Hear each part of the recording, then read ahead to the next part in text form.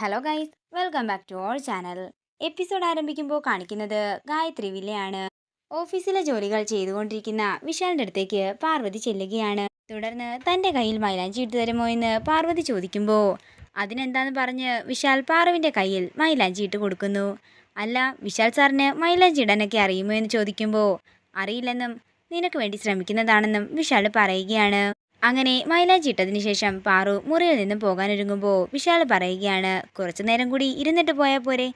പാടില്ല, നാളെ നേരത്തെ എഴുന്നേൽക്കാനുള്ളതാ. സ്വാമി പറഞ്ഞതുപോലെ പരിഹാരക്രിയകൾ എല്ലാം ചെയ്യാനുള്ളതാ. സാറും ഉറങ്ങാൻ നോക്കാൻ പറഞ്ഞുകൊണ്ട് പാറു മുറിയിൽ നിന്നും പോകുന്നു. നേരം പുലർച്ചെയാകുന്നു. പിന്നീട് കാണിക്കുന്നത് തുളസിത്തറയിൽ വിളക്ക് വയ്ക്കുന്ന പാറുവിനെയാണ്. അതേസമയം പെട്ടെന്ന് പാറുവിന് ദിവ്യദൃഷ്ടി ഉണ്ടാവുകയാണ്.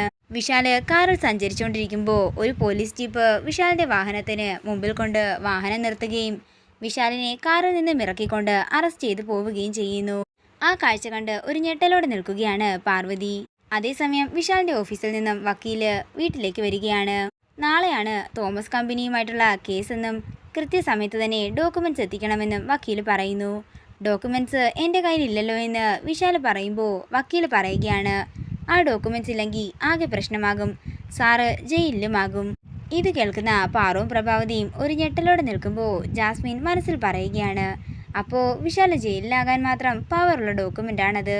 എൻ്റെ വക്കീലെ, ഞാൻ ചുമ്മാ പറഞ്ഞതാ, നാളെ കൃത്യസമയത്ത് തന്നെ ഞാനത് അങ്ങോട്ടേക്ക് എത്തിച്ചേക്കാമെന്ന് വിശാല് പറയുമ്പോൾ അതിനെ ശരിവെച്ചുകൊണ്ട് വക്കീല് അവിടെ നിന്ന് പോകുന്നു.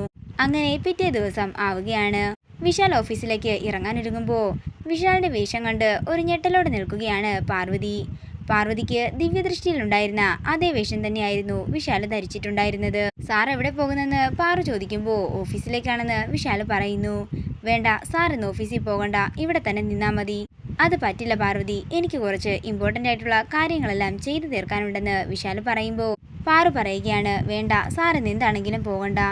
എന്താ പാർവതി, നിനക്ക് എന്താ പറ്റിയതെന്ന് വിശാൽ ചോദിക്കുമ്പോൾ പാറു പറയുകയാണ്, അത് പിന്നെ സാറിനെ പോലീസ് ഇന്ന് അറസ്റ്റ് ചെയ്യുമെന്ന് എൻ്റെ മനസ്സ് പറയുന്നു, അതുകൊണ്ടാ പോകണ്ടെന്ന് പറഞ്ഞത്. ഒഴിവാക്കാൻ പറ്റാത്ത കാര്യങ്ങളാ ഇന്ന് ഓഫീസിലുള്ളത്, അതുകൊണ്ട് പോയേ പറ്റുമെന്ന് വിശാൽ പറയുമ്പോൾ പാറു പറയുകയാണ്, എങ്കിൽ ഞാനും വരാം. അതിനെ ശരിവെച്ചുകൊണ്ട് വിശാൽ വിപിനെ കൂട്ടിക്കൊണ്ട് പാർവതിയുമായി ഓഫീസിലേക്ക് പോവുകയാണ്. പിന്നീട് കാണിക്കുന്നത് ഓഫീസിലെ വർക്കുകളെല്ലാം ചെയ്തുകൊണ്ടിരിക്കുന്ന വിശാലിനെയാണ്. അതേസമയം വിശാല് മറ്റൊരു കമ്പനിയുമായി എഗ്രിമെന്റിൽ ഏർപ്പെടുകയായിരുന്നു. ആ കമ്പനിയുടെ മാനേജർ വിശാലിനെ വിളിച്ച് 1 മണിക്കൂറിനകം ഞങ്ങളുടെ ഓഫീസിലെത്തി എഗ്രിമെന്റ് സൈൻ ചെയ്യണമെന്നും ഞങ്ങളുടെ ബോസിന് അത്യാവശ്യമായി ഒരു സ്ഥലം വരെ പോകേണ്ടതുണ്ടെന്നും പറയുകയാണ്. എന്താണെങ്കിലും 1 മണിക്കൂറിനുള്ളിൽ എത്താമെന്ന് പറഞ്ഞ് വിശാൽ കോൾ കട്ട് ചെയ്യുന്നു.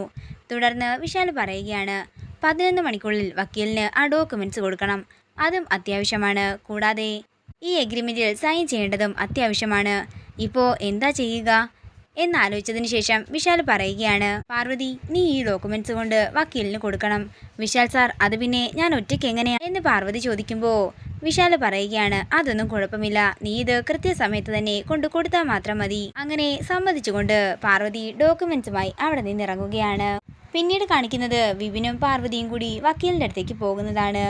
അതേസമയം വഴിയരികിൽ ഒരു ഗർഭിണിയായ സ്ത്രീ നിന്ന് അവരുടെ വണ്ടിക്ക് കൈ കാണിക്കുകയാണ്.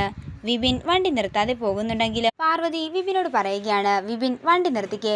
അത് പിന്നെ പാർവതി, നമുക്ക് അത്യാവശ്യമായിട്ട് ഈ ഫയല് വക്കീലിൻ്റെ അടുത്ത് എത്തിക്കേണ്ടതാണെന്ന് വിപിൻ പറയുമ്പോൾ പാറു പറയുകയാണ്, അതൊന്നും സാരമില്ല, ആദ്യം ആ ഗർഭിണിയായ സ്ത്രീയെയും കൂടി വണ്ടിയിൽ കയറ്റ്, അല്ലെങ്കിൽ നമുക്കതിൻ്റെ ദോഷമുണ്ടാകും. അങ്ങനെ വിപിൻ കാറ് റിവേഴ്സ് എടുത്തുകൊണ്ട് പോകുന്നതാണ് കാണിക്കുന്നത്. ഇതോടുകൂടി ഇന്നത്തെ എപ്പിസോഡ് ഇവിടെ തീരുകയാണ്. വീഡിയോ ഇഷ്ടമായെങ്കിൽ മറക്കാതെ ലൈക്ക് ചെയ്യുക, ഷെയർ ചെയ്യുക, കമൻറ്റ് ചെയ്യുക. കൂടുതൽ സീരിയൽ അപ്ഡേറ്റ്സിനായി മറക്കാതെ സബ്സ്ക്രൈബ് ചെയ്യുക നയൻസ് ക്രിയേഷൻസ്.